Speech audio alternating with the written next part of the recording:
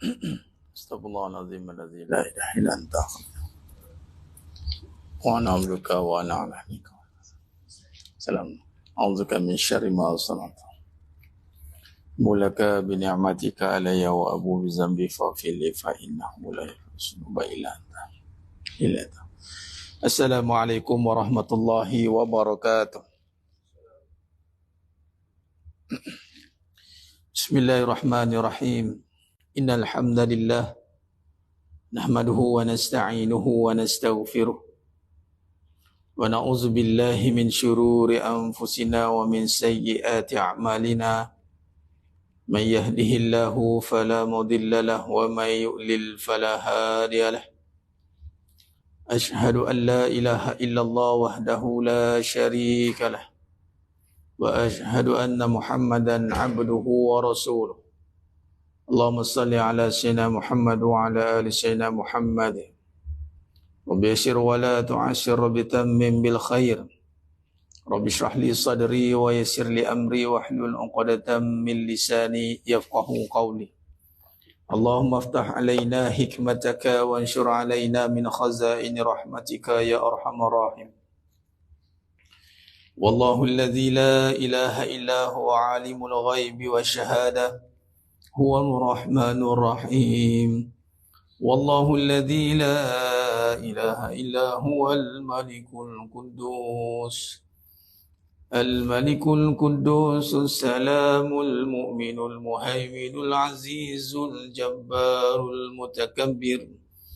Subhanallahi amma yushrikun. Wallahul khaliqul bari'ul musawwir lahul asma'ul husna. Yusabbihu lahu ma fis samawati wal ard wa huwal azizul hakim. Wala haula wala quwwata illa billahil aliyyil azim. Wala manja minallah illa ilaih amma ba'du. Ayuhal mu'minun ittaqullah.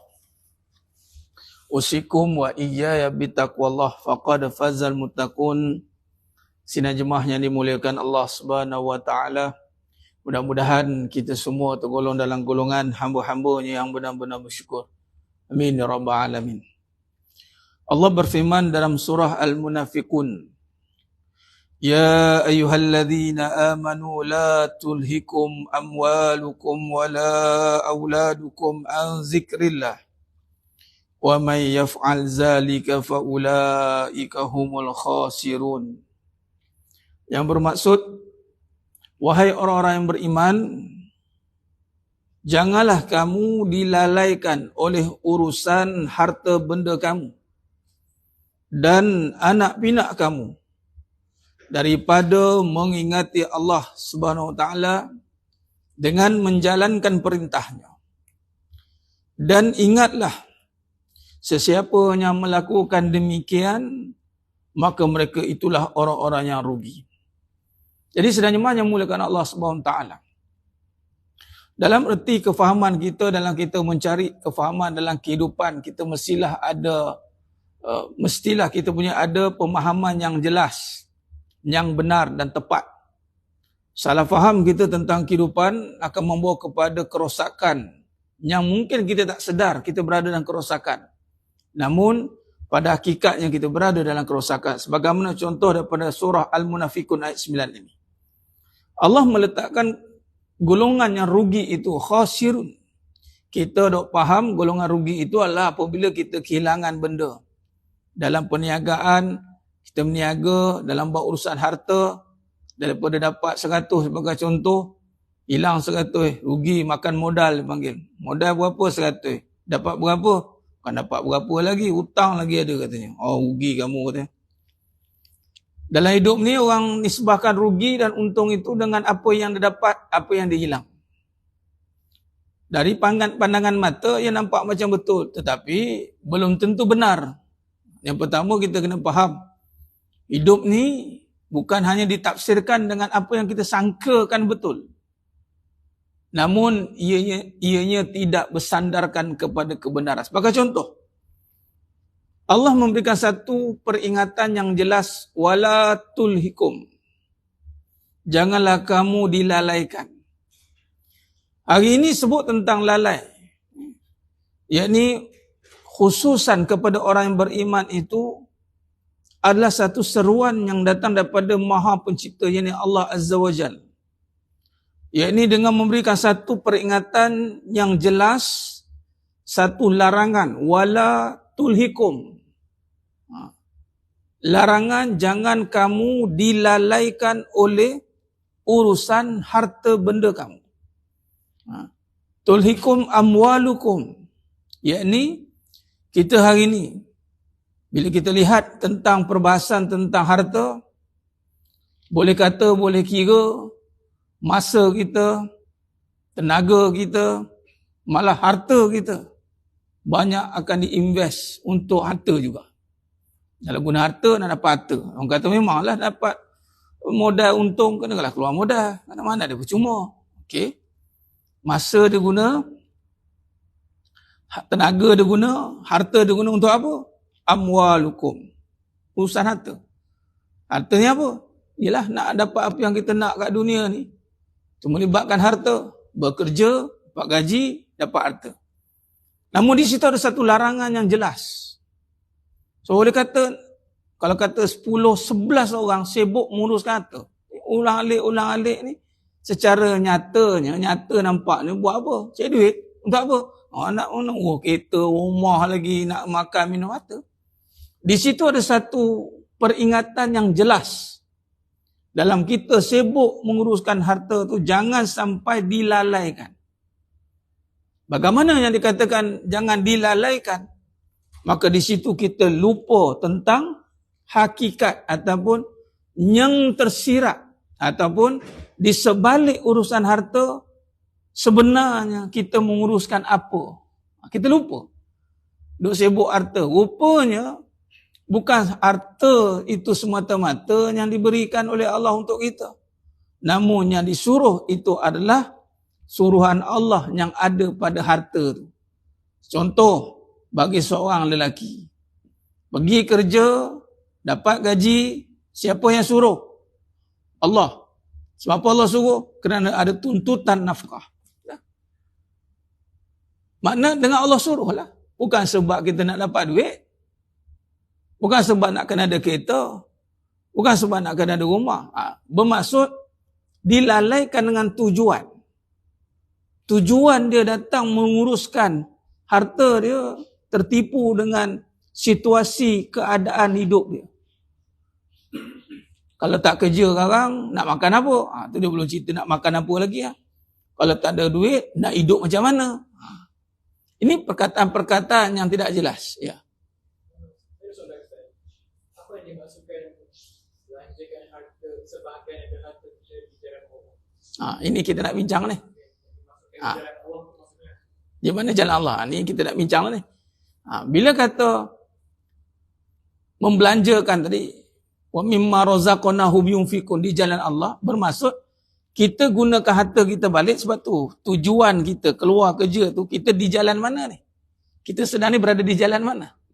Kalau kita keluar kerja ini dengan niat untuk melansaikan, menguruskan segala tuntutan. Apa tuntutan Allah pada kita ada harta ni? Kenapa kena ada harta? Soalan, adakah konsep harta ni kena ada, wajib ada, ataupun kerana padanya ada tuntutan yang perlu ada? Jadi, sebab tu dalam perbincangannya lepas kita susun macam ni. Di segi kefahaman kita. Jangan letak kemahuan pada kebendaan. Jangan letak kemahuan pada dunia. Mahu dunia tu jangan ada. Habis bagaimana? Perlu dunia. Boleh rujuk dalam surah Al-Qasas ayat 77. Wa bataghi fi ma ataqallahu ad-daral akhirah wa la tansa nasibaka minad dunya. Kerjalah kamu akan segala ganjaran yang telah dijanjikan oleh Allah tentang negeri akhirat. Bermaksud sebenarnya kita ni perlukan harta kerana padanya ada tuntutan-tuntutan hukum yang tertakluk dengan harta, yang mana melibatkan nafkah harta, kan?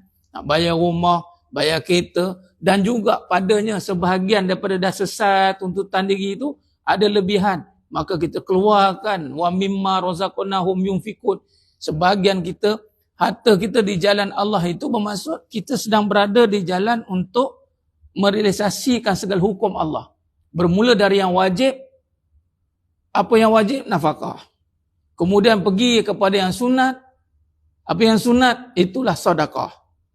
Kemudian yang harus, itu kita pakai perkara-perkara yang mendatangkan keperluan hidup kita. Harus pakai baju ni. Nak pakai baju ni, harus ni bermaksud pakai baju apa? Harus. Tapi tutup aurat tu wajib. Jadi misal kata ini hari dia tak nakkan baju, dia selubung, dia pakai kotak, dia tak apa pakai kotak, yang penting tutup aurat Ustaz. Gila orang kata kan. Tu tak ada masalah, tapi tak kena pula dengan atas sandabi pula. Tak kena uniform katanya. Jadi maknanya pergi pada yang harus. Apa yang harus? Makan. Tu harus asalnya. Semua bermulanya kalau tidak tertakluk pada hukum yang wajib, maka dia bermula semua hukum dalam hukum fiqh bermula dengan yang harus. Kemudian bila ada tuntutan yang wajib, baru dia jadi kewajipan. Contoh harta kita sebahagian itu, sebab tak semua nafkah itu dengan harta. Tak semua nafkah pakai duit. Nafkah yang wajib itu pendidikan. Bagi didikan, nafkah ilmu, bimbingan. Dia panggil nafkah batin. Batin ni maknanya yang tersembunyi, yang sir.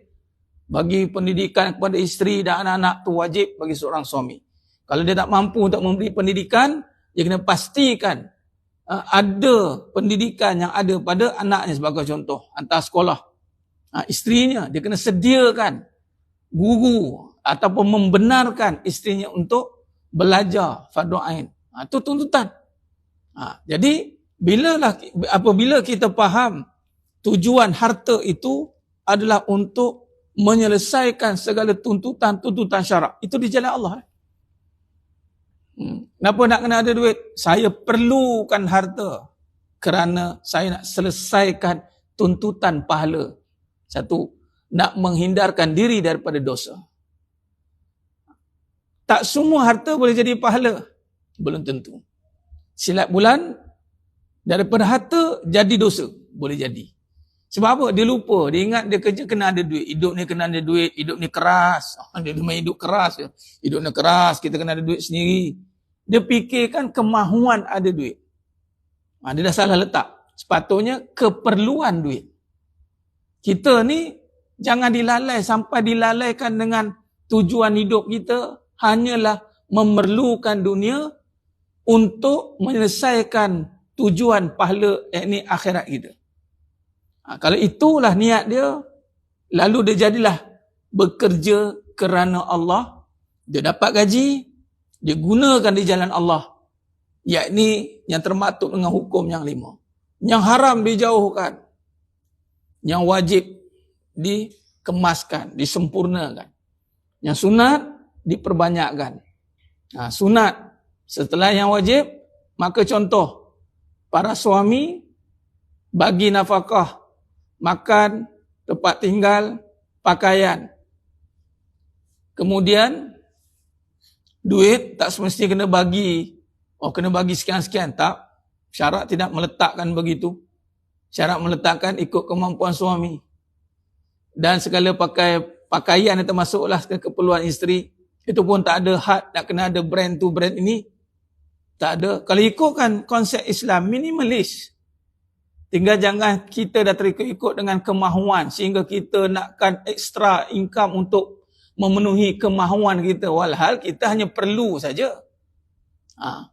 Okey, katalah dah menyelesaikan keperluan, malah kewajipan tadi, maka kita selesaikan pula ekstra, dia panggil sedekah. Makan sehari 2 kali. Ni bukan 2 kali dah penuh peris tengok dengan kopok, dengan ini, dengan jajan, dengan apa semua. Tengok 4-5 kali makan ni. Ekstra tu jadi sedekah. Sedekah yang terbaik bagi seorang suami itu pahala ahli keluarganya. Jadi sebenarnya kebaikan semuanya. Kalau bagi isteri, apakah jalan Allah bagi seorang wanita? Taat kepada suaminya. Satu je. Apa saja ketaatan yang bertentangan, contoh, dia ni bekerja. Sebab itu bila soal bekerja ni, lalai harta ni umum ni. Harta, sebab ayat ni dia pergi kepada ya ayyuhallazina amanu, orang beriman, laki dan perempuan. Kalau laki kita boleh perbahaskan detail sebab adanya tuntutan nafkah bagi laki. Ini wanita ni. Lelaki pula kena pastikan supaya isteri kita tidak dilalaikan dengan urusan harta tu pula. Kerana padanya tidak ada kewajipan pada tuntutan harta. Wa imma. Contoh, nak memberi kepada maknya. Ini mak mentua kita lah. Maknya duit. Melainkan tak ada siapa lagi yang nak menafkahi keluarga je. Ayahnya sakit, abang tak ada, laki dia je seorang anak tunggal, contoh. Itu pun bukan kewajipan. Tetap sunat. Jadi yang maksud lalai ni jangan sampai kerana buat satu perkara itu tidak meletakkan keutamaan hukum. Ramai. Akhirnya, benda yang sunat dia jadi wajib. Malah sunat. Kalau dia buat macam itu, bermaksud dia buat tanpa ilmu. Dia buat tidak berdasarkan ilmu. Bila tidak berdasarkan ilmu, kita bimbang, amalan yang dilakukan itu tertolak. Mardud tertolak. Apa ciri amalan tertolak? Antara ciri amalan tertolak, amalan yang dilakukan itu mendatangkan beban bagi dia. Dia jadi terbeban. Kita tolong orang sebagai contoh. Kita suka, padahal Islam menolong orang ni satu amalan yang mulia, malah barang siapa yang menolong saudaranya, menyelesaikan masalah saudaranya di dunia, maka Allah akan selesaikan masalah dia. Allah, kata Nabi SAW, mafhum hadis. Allah selesaikan masalah dia, dunia akhirat. Dunia pun Allah selesaikan, akhirat di saat entah ada siapa yang dapat bernaung di sana melainkan dengan Allah, Allah selesaikan. Tiba-tiba, pernah dengar tak kenyataan ini mas sekalian? Aku ni susah sebab tolong orang. Susah sebab tolong orang. Namanya kadang setengah tu, dia tolong orang sampai dia susah. Walau kalau ikutkan kepada syariat yang sebenar, mana mungkin dia boleh jadi susah dengan menolong. Kerana dengan menolonglah hidupnya menjadi mudah. Mungkin ketika itu kita akan melihat macam lalai tadi. Kemungkinan dia nak menolong tu, dia menyangka, kita kena tolongkan itu, orang kata apa pula dalam hati. Niat dia tu tak betul. Kita tak tahu dalam urusan itu. Sebab tu kita kena pastikan ayat ini mengatakan, jangan sampai kita dilalaikan dengan urusan harta. Urusan harta ni jangan sampai kita bertukar-takir, bertukar ni, yang halal jadi haram, haram jadi halal, dia tertukar. Ataupun dia panggil, dia tidak ikut keutamaan. Bila tidak ikut keutamaan ni lah yang bahaya tadi. Contoh keluar, sebab tu kena perbetulkan niat sentiasa yang ini dengan cara, kita luruskan balik kefahaman, ya Allah aku bekerja kerana-Mu, ya Allah. Kerana Allah bekerja ni. Ada orang tulis, marah katanya, bila kita kerja kerana Allah. Nampak Islamik sangat. Islamik marah. Sebab kerana Allah tu, jangan ada orang yang fobia perkataan itu. Walhal kita nak jadikan ibadah sebab tu kena kerana Allah. Apa saja yang kita nak jadikan ibadah macam tadi bincang di jalan Allah, makanya ia mesti berada di jalan ibadah. Once bila kita nak jadikan ia di jalan Allah, yakni nak beribadah, maka dia kenalah kerana Allah. Keluar kerja ni, walhal pahala menafkahi keluarga keluar ni, keluarga kerja ni, ibarat berjihad di jalan Allah. Amin. Mulianya. Sebab apa? Sebab kita melibatkan nyawa. Tadi saya on the way datang tadi, saya naik motor. Ada kuliah kat Taman Sarak, dekat Batu Cave. Kalau naik motor ni cepat sikit, alhamdulillah. Naik kereta memang tak sampai lah. Ada terbaring. Abang rider dekat traffic light simpang tu. Mudah terlentang kat situ. Saya pun tengok, Allah Akbar. Innalillah. Mudah-mudahan Allah permudahkan. Sebab dia melibatkan nyawa, melibatkan kesusahan lelaki. Jadi ganjarannya besar kalau betul niat dia itu kerana Allah. Jadi maka segala perjalanan di jalan Allah tu. Tapi kalau niat dia sebab apa? Kerja ni niat nak dapat duit. Dan niat nak dapat duit dia habis.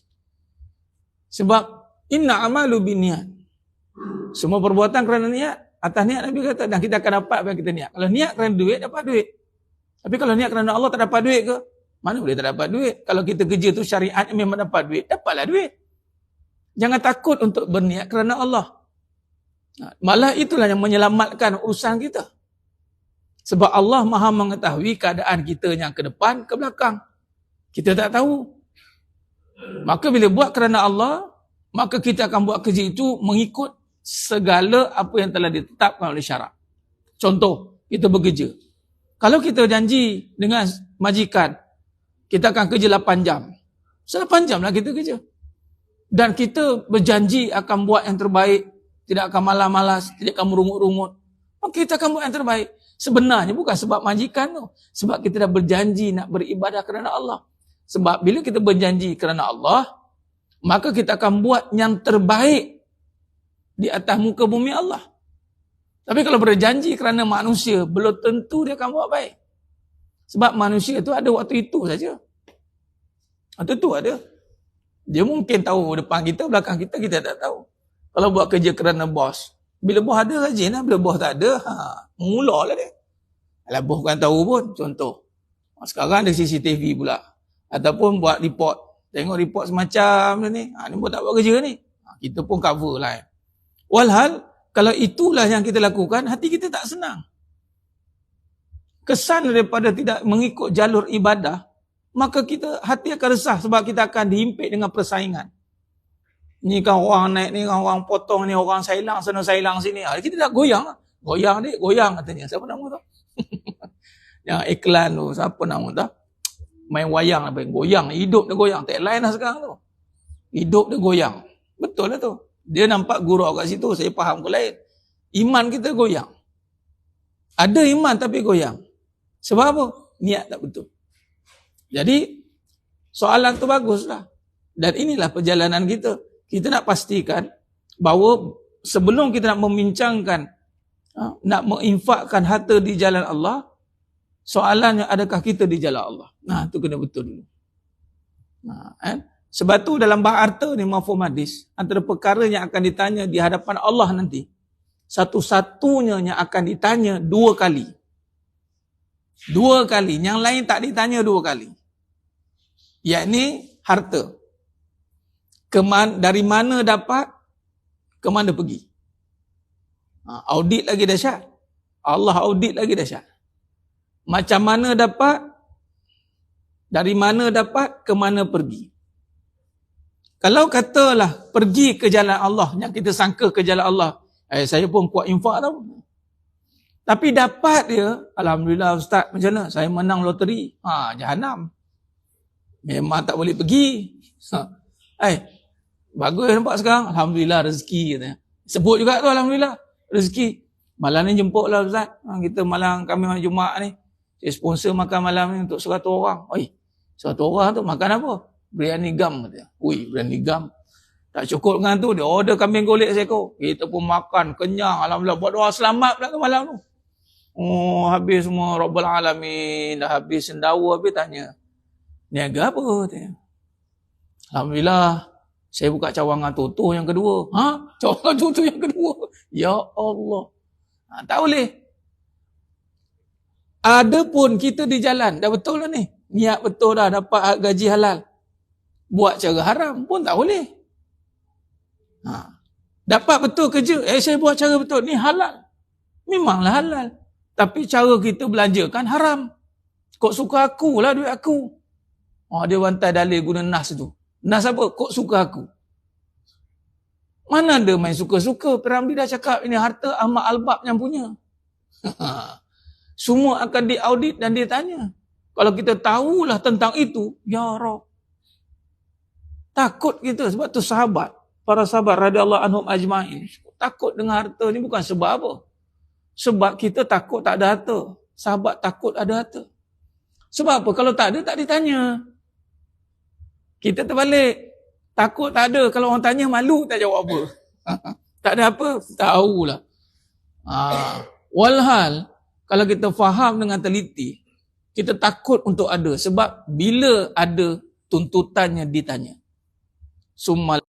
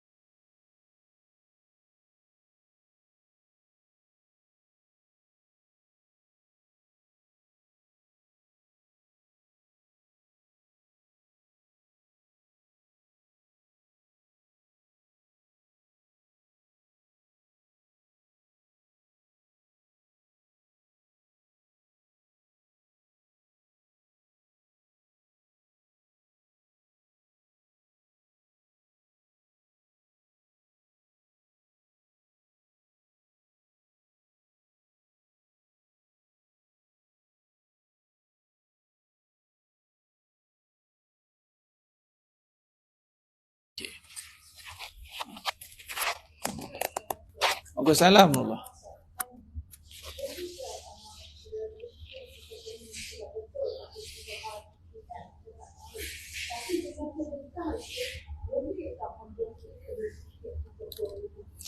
Baik.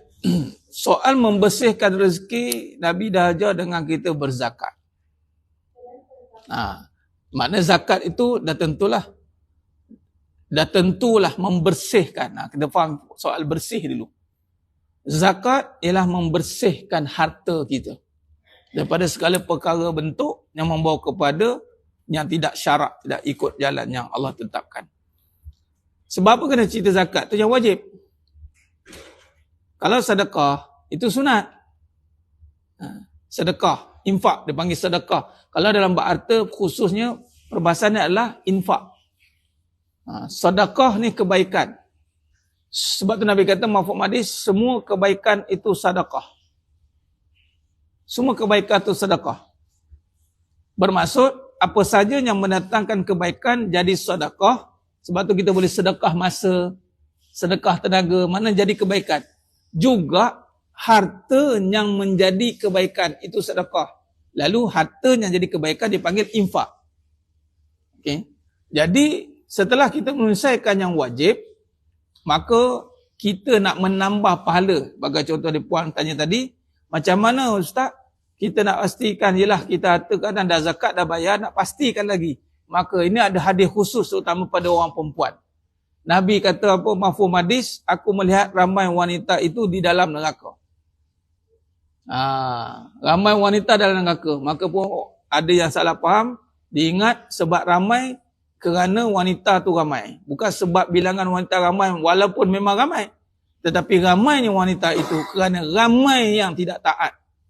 Kepada siapa? Kepada suaminya. Bukan sebab hartanya. Kepada suaminya. Dia gagal. Dia kalau buat sedekah tu memang pandai lah. Tapi buat suami dia gagal. Lalu macam mana nak atasi dosa tadi itu? Maka banyakkan infak, sedekah. Sedekah ni juga, dia bukan kata membersihkan harta itu, tetapi dia boleh menambah. Dia panggil setiap kejahatan diganti dengan kebaikan. Sebab tu jangan berhenti berbuat baik walaupun orang kata kita ni, hang ni teruk, tak payahlah buat baik, tak guna pun buat baik. Jangan terkesan dengan kata-kata orang begitu. Patutnya kita buat saja buat baik. Teruskan berbuat baik. Teruskan infak. Kita berharap atas kebaikan itu.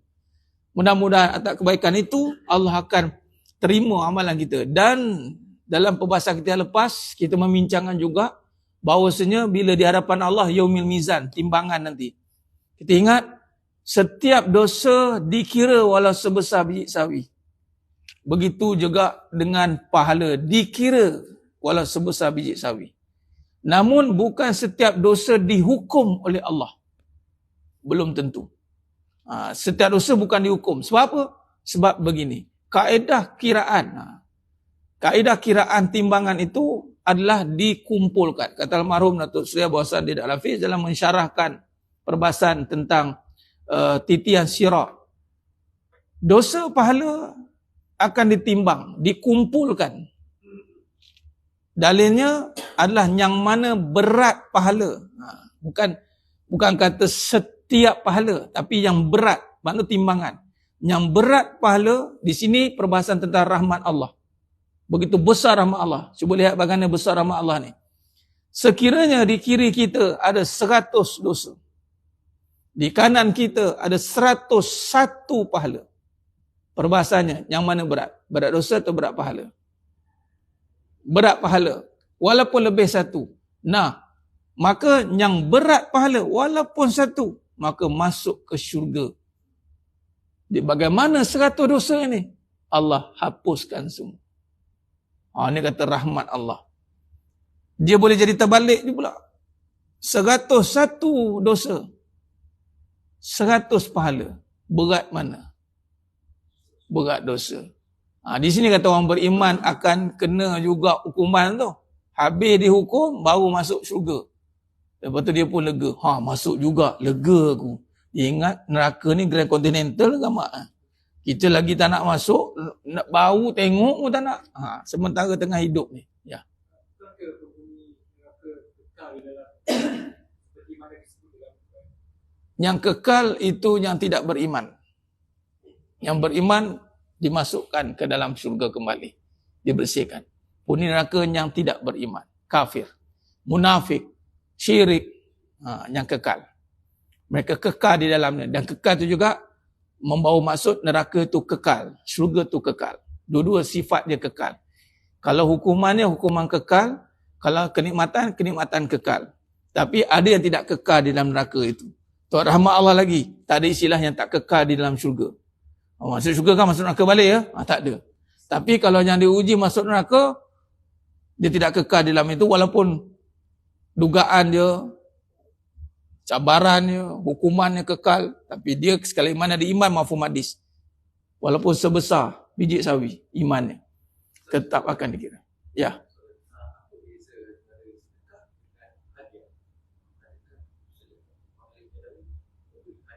Hadiah, ya, berbeza. Hadiah adalah mengembirakan. Kalau sedekah memang tuntutan. Sedekah itu kebaikan. Hadiah yang membawa kepada kebaikan, yang mengembirakan. Juga jadi sedekah. Sedekah tu maksudnya sedekah. Itu benar, baik. Kebaikan. Cuma yang dimasukkan hadiah dengan pemberian. Barang dengan duit, dengan niat yang sedekah. Itu lain. Kalau tuntutan sedekah atau harta dia panggil infak. Memang dia betul-betul niat atau infak, maka dia sedekah.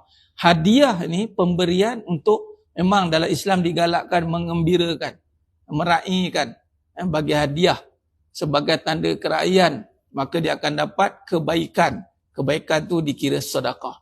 Ada cerita dia macam tu. Baik. Berbalik pada tadi, dosa pahala tadi, maka yang berat timbangan tadi, di sini perbincangan syafaat Nabi SAW. Di sini yang CP-CP ni syafaat Nabi. Syafaat Nabi. Siapa yang layak terima syafaat Nabi walaupun dia berat satu sana, maka Nabi akan, dalam riwayat mengatakan letak serban Nabi. Maka berat, maka masuk ke syurga. Dia tanda rahmat Allah. Tapi nak begitu tentang soalan puan tadi, sedekah tadi macam mana boleh bersihkan harta, boleh dosa. Sebab itu baik buruk ini perkaranya kita tidak boleh berhenti buat baik. Kita tak tahu buruk kita banyak mana, baik kita banyak mana. Di situlah sebagai kita kena buat baik tanpa henti. Kita kena nampak Allah Maha baik. Itu satu. Yang keduanya, tidak boleh jadi hukuman kepada seseorang itu dengan kita menghukum seseorang itu bila dia melakukan keburukan, kita terus menghukum melakukan keburukan. Ya ni kau ni ahli neraka, kau ni gini begini, sedangkan kita tak tahu kebaikan dia banyak mana. Ini satu hikmah dan rahsia yang hebat. Bayangkan kalau Allah buka reveal terang-terang, dosa kau banyak. Habis kita. Alah, tak ada canda. Tak semangat habis. Hikmah kematian tak tahu pun, itu hikmahnya. Asal kalau tahu, saya pun tak datang juga ini hari. Besok mati. Tak apalah, cancel lah semua kuliah. Tak apalah saya. Duduklah kejap. Habis menghadap diri seorang-seorang. Hikmah Allah sembunyikan kematian. Allah tak nak kita hilang harapan. Tengok hebat Allah Ta'ala mentadbir hidup kita. Tak pernah lah. Allah boleh je buat untuk kita, biar bagi dia terus, biar ni orang teruk-teruk semua ni. Nah, ni tempat kau neraka. Tapi tidak begitu je masalah. Allah mentadbir hamba-hambanya itu dengan sifat Rahman Rahim. Jadi di situ sebab itu Allah kata jangan putus harap dengan Allah Ta'ala. Baik. Maka berbalik pada perbahasan kita. Maka di situ wala tulhikum tadi, jangan harta dilalaikan daripada tujuan yang mana kita bincang tadi. Orang beriman kena letakkan tujuan ataupun kemahuan pahala. Itu nombor satu. Letak pahala. Pahala ni pula nak dapat kerana Allah. Kalau tak kerana Allah tak dapat pahala. Dia bukan kata, ada perbahasan dia cakap macam ni. Kalau nak dapat pahala ustaz, nanti kan tak ikhlas pula hati. Ini bukan soal tak ikhlas, sebab ikhlas ni perbahasannya adalah lawan kepada ikhlas itu riak. Lawan kepada ikhlas itu riak. Penyakit hati. Ra'un. Dan riak ini berkaitan dengan nak menunjuk orang. Ra'un. Nak diperlihatkan orang. Contoh kita bekerja, kita dah niat ibadah ni. Tapi kita tunjuk orang. Akulah yang terpaling kat dalam ni. Terpaling ni. Dia terpaling kuat mengampu, terpaling ke depan, terpaling. Nak tunjuk orang. Kalau dia niat macam itu habis. Tak jadi ibadah dah. Tapi kalau dia nak contohkan perbuatan kebaikan agar dicontohi, orang ikut, dia panggil SOP, itu lain. Sebab dia nak mencontohkan apa kebaikan. Kau kena buat begini-begini, macam aku buat, begini-begini. Okey. Tapi kalau dia niat bekerja untuk orang tengok, akhirnya dia dapat pangkat sekian-sekian, dapat itu, dapat ini, itu ra'un. Namun, apabila kita berusaha dengan pahala, kita tak boleh nak tunjuk orang. Pahala kita dapat, kita tak tahu banyak mana. Kita tak tahu. Kita tak boleh nak menayang pahala. Tengok, pahala aku banyak sekarang. Tengok, tak ada. Tak ada siapa tahu pahala banyak mana. Jadi, selagi mana perkara itu tidak melibatkan orang tengok, tak boleh nak tunjuk ke orang, maka itu perjalanan ikhlas. Ikhlas ni hanya Allah saja. Okay. Jadi, makna kata, orang beriman, tujuan, harapan, dan orang kata aim, fastabiqul khairat. Dia kena aim pahala. Okay. Pahala ini yang perlu kita perjelaskan begini. Jangan sampai harta kita yang kita nakkan di dunia ini, pertama lari tujuan asal. Tujuan asal sepatutnya aku nak pahala. Bila dapat harta, dia dah lalai dah. Dia dah malas, dia rasa berkira, dia rasa habis, dia rasa itu macam-macam perasaan ada dalam diri dia. Kalau itu berlaku bermaksud niat dari awal tak betul. Sebab tu kita sentiasa melangkah keluar, beribadah sebagai contoh bekerja ini, seringkali perbetulkan, ya Allah sebenarnya aku nak pahala, aku nak pahala. Lalu, ya Allah pastikan, bantu aku, bimbing aku, daripada segala harta yang aku dapat ini, mendatangkan pahala. Ada kena macam itu. Dan sekiranya kita nak pahala, pada masa sama kita dapat harta, maka jangan sampai harta kita juga, sebagai contoh kerja kita, menghilangkan waktu yang dituntut dalam agama. Contoh, macam sekarang, tengah hari ni, Alhamdulillah, boleh luangkan masa untuk menuntut ilmu. Ini wajib. Ini wajib. Walaupun dari satu sudut, setengah orang tak ada kaitan dengan kerja. Apa kaitan dengan kerja? Aku bidang lain, ceramah bidang lain. Walhal, kena ingat, yang kita nak sekarang pahala. Ingat, pahala ni, kalau boleh saya bagi terjemahan ataupun tamsilan, contoh, dia umpama insurans tau. Yang akan cover harta kita. Daripada segala damage yang ada. Mana-mana harta yang tidak berpahala. Mana-mana harta yang tidak berpahala. Hanya mengundang kehancuran yang ada. Mengundang, dia akan mengundang kehancuran. Kehancuran pertama yang akan dapat adalah hatinya sentiasa tidak dapat kepuasan. Dia rasa panas. Sebab harta ni, dia ada sifat harta ni. Harta ni sifat dia apa? Kalau tengok, sekarang kita pegang duit kertas. Kertas tu asal tak ada harga pun. Tak ada harga. Dia ada sandaran. Sandaran kertas ni emas. Emas. Emas ni, daripada api. Walaupun daripada perut bumi, tapi nak canaikan dia, nak leburkan, kena emas, kena api. Jadi, boleh diterjemahkan, emas ni, api. Sebab tu, kita akan nampak karakter seseorang tu, kalau dia tidak jenis orang yang cover pahala pada hidup dia, macam bagi masa, dia cari duit, guna masa. Tapi masa je guna semua. Cari duit guna masa guna semua. Tak ada peruntukan, apatah lagi nak meletakkan kewajipan. Tetap satu solat, kemudian lepas solat ada masa untuk ilmu. Duit dah tentu dah kita gunakan untuk cari duit. Bila tak buat begitu, dia tak ada insurans. Ini bahasa-bahasa yang saya cuba mudahkan. Ingat, kalau harta kita tak ada insurans, katalah, apa-apa jadi, you tanggung sendirilah. Ada orang insurans kata. Kereta tak ada insurans, dia tanggung lah. Total loss, tanggung rugi kat situ lah. Sebab Allah kata, fa'ulaika humul khasirun. Orang yang tidak ingat aku dalam urusan harta dia dan anaknya, maka dia ada orang yang rugi. Rugi apa? Aku tak akan jaga kerosakan dia.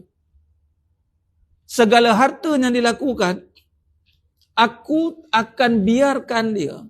Allah akan buat dia dalam keadaan yang tiada bimbingan dalam mengurus takbir harta. Dia akan membawa kepada harta-harta yang membawa kepada tadi. Dahlah tak dapat keuntungan yang dinyamakan dunia. Akhirat pun tak ada. Dua-dua dia tak dapat. Sebab tu Allah bagi tahu tadi, wala tulhikum amwalukum wala auladukum. Anak pun sama. Jangan sampai anak menentukan masa si bapa. Patut bapa menentukan masa si anak. Terutama masa seorang bapa jangan sampai terhalang oleh kerana anak untuk memenuhi kewajipan seorang bapa.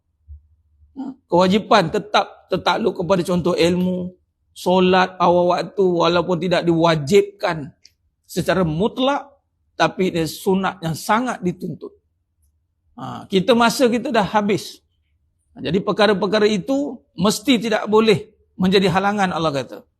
Dan bagaimana sepanjang urusan tu pula, kita uruskan harta anak kita, isteri kita, jangan sampai kita, walaupun kita dah contoh dah melakukan tadi, dah boleh bagi masa, dah boleh datang solat elok, kemudian dah gunakan ikut hukum yang elok, maka Allah kata, hendaklah kita an zikrillah, iaitu dengan ingat Allah. Dalam erti kata lain, dalam kita melakukan perkara itu, tetap kita akan ingat. Contoh, dua perkara ini, harta dan anak, dia ada sifat yang ada padanya. Sifat harta yang membuatkan kita tak akan boleh lupa Allah sebenarnya. Apa dia?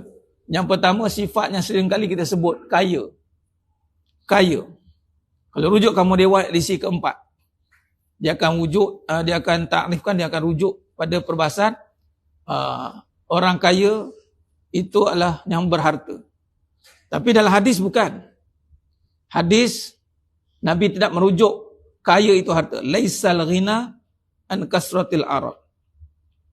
Tidaklah kaya itu dengan banyaknya harta, walakinnal ghina, akan tapi kaya itu ghinan nafs. Kaya itu dengan jiwa. Membuat maksud, selagi mana kita berusaha dengan harta, ini cara kita nak kaitkan dengan Allah. Selagi itu kita berurusan dengan yang maha kaya. Bukan berurusan dengan orang. Sebab tu harta ni, kalau tengok sekarang ni masalah kan, isu yang berlaku sekarang di Palestin, di Gaza, dan umat Islam seantero dunia. 1924, 3 Mac 1924, tarikh official Uthmaniyah jatuh. Sampai ke tarikh hari ini, dan akan masuknya tahun depan 2024, baru genap 100 tahun. Allah bagi Islam memimpin. Start daripada Nabi Hijrah, Fathul Makkah, tahun ke-10 Hijrah, kita kira lah tahun ke-10 Hijrah, tarikh, kalau convert 1924 ke tarikh Hijrah, 1323 Hijrah. Allah bagi umat Islam memimpin dunia 1300 tahun lebih. Nak bagi tahunya, harta yang ada kat bumi ni bukan milik manusia, milik Allah. Allah boleh jatuhkan, kulillahumma malikal mulki tu'til mulka man tasya. Aku naikkan, aku jatuhkan siapa-siapa yang aku nak. Kalau tengok trend, Firaun jatuh, Namrud jatuh, Korun jatuh. Tak ada siapa boleh memiliki harta yang milik Allah. Try lah. Ini pun tak lama ni, 100 tahun kalau bagi. Naik sekali Mujadid naik, Islam naik balik. Islam lipat dia semua tu. Bungkus habis. Yang main-main. Allah hantar tentera dia, dia tak tengok siapa dah ke depan. Kalau kita tengok sekarang tentera musuh Islam, ni contoh pun, ada bermain dengan sifat takut lagi. Datang tentera yang sebaik-baik nanti, panji-panji hitam nanti. Di situ terang. Kita tengok pun takut. Depa ni ditarifkan, ada gunung tu ditarah. Tak ada siapa boleh berhentikan tentera Allah untuk menghancurkan musuh-musuh Islam. Ingat apa? Sebab tu Allah bila tengok Khulafa' Ar-Rasyidin, tengok Khalid Al-Walid. Buka sejarah. Ni masa terbaik belajar tentang sirah ghazwah, sirah peperangan. Cuba tengok figure-figure khalifah. Oh, ganas-ganas. Jangan main-main. Khalid Al-Walid tu sekali dia lipas 100 orang sia-sia dia mati tu. Khalid Al-Walid undefeated. Sehingga zaman Sayyidina Umar Khattab radhiyallahu an, Sayyidina Umar Khattab kena pecat Khalid Al-Walid sebab terlampau perfect. Kita kena pecat, apa salah saya? Betul kan? Ni Khalid Al-Walid kena turun jawatan, pecat 24 jam. Jumpa. Sebab apa? Sebab orang waktu itu dah berkata macam ni, kalau tak ada Khalid, kita tak menang. Maka kena takutkan iman yang ada. Nampak tak? Sayyidina Umar Khattab radhiyallahu anhu takut Khalid Al-Walid bergoncang hati, maka pecat. Ingatkan berhenti dah. Jadi prebet dah. Semua tengok Khalid Al-Walid, seorang panglima besar, jadi berperang. Dia kata apa? Aku berperang bukan kerana nama, aku berperang kerana Allah. Ada Sayyidina Ali. Tu Sayyidina Umar Khattab radhiyallahu anhu. Itu Asadullah, singa Allah. Oh, jangan main-main. Sebab tu Islam sebenarnya sifat dia undefeated. Islam tak terkalah. Rujuk peperangan 80 perang lebih. Mana ada 5 je. Yang lain semua tentera Islam turun je, goyang semua. Sekarang je. Sekarang ni kita tengoklah, bom sana, bom sini. Tak boleh lari mereka ni. Bom sana, bom sini. Nak buat macam mana? Ni zaman dia. Akan tiba satu zaman, datangnya betul-betul tentera Islam yang solid ni, Dajjal pun mengeletar lutut lagi ni. Lagi. Terutama Nabi Isa AS. Waktu itu nanti datang tentera Imam Mahdi dengan Nabi Isa. Dia dengar datang, dia dah goyang. Habislah. Matilah aku. Tak perlu nak bertempik-tempik sangat pun. Dia kalau singa ni, dia jarang mengaum. Kan? Sekali dia lalu je, lari orang. Kalau anjing ni menyalak dia kuat. Tapi kena baling batu. Tu ada hikmah dia tu. Sebab tu dia gelaran Sayyidina Umar Khattab radhiyallahu anhu itu singa Asadullah. Singa Allah. Jadi jemaah sekalian wallahu alam, maka kesimpulan kita boleh buat dalam surah Al-Munafikun. Kita bincangkan tadi surah Al-Munafikun dan kita membincangkan bagaimana larangan Allah jangan sampai la tulhikum amwalukum wa auladukum an zikrillah. Jangan sampai urusan harta, urusan anak melupakan Allah. Benda yang pasal harta tadi kena ingat, semat dalam fikiran, tanam dalam hati. Selagi kita berurusan dengan harta, hakikatnya kita berurusan dengan Allah yang Maha Kaya. Tadi saya bincang ni, itu sebahagian perbincangan bagaimana Allah mentadbir urus alam ini. Allah nak naikkan, Allah naikkan siapa? Allah nak jatuhkan, Allah akan jatuhkan siapa nanti. Qulillahumma malikal mulki tu'til mulka man tasya' wa tanzi'ul mulka mimman tasya' ila akhir ayat. Jadi insya-Allah mudah-mudahan Allah bantu kita untuk meneruskan kehidupan kita bekerja dengan baik, memberi masa untuk Allah supaya Allah menjadi penjamin kita, penjamin daripada segala bentuk kerosakan yang ada di atas muka bumi Allah ni. Wallahu alam, itu saja. Kita sambung pada siri akan datang. Mohon ampun maaf daripada saya kekurangan, terkasar kata, kekurangan bicara. Tetapi yang payahnya Allah Ta'ala sajalah yang mampu menyempurnakan perbahasan kita pada petang yang berbahagia ini. Aku qali hadza wa astaghfirullah azim li wa lakum. Wabila taufiq wal hidayah. Wassalamualaikum warahmatullahi wabarakatuh. Kita tangguh dengan tasbih kafarah dan suratul Asr. Subhanakallah. Asyhadu an la ilaha illallah. Innal insana tawasaw bil haqq. Wallahu a'lam bissawab.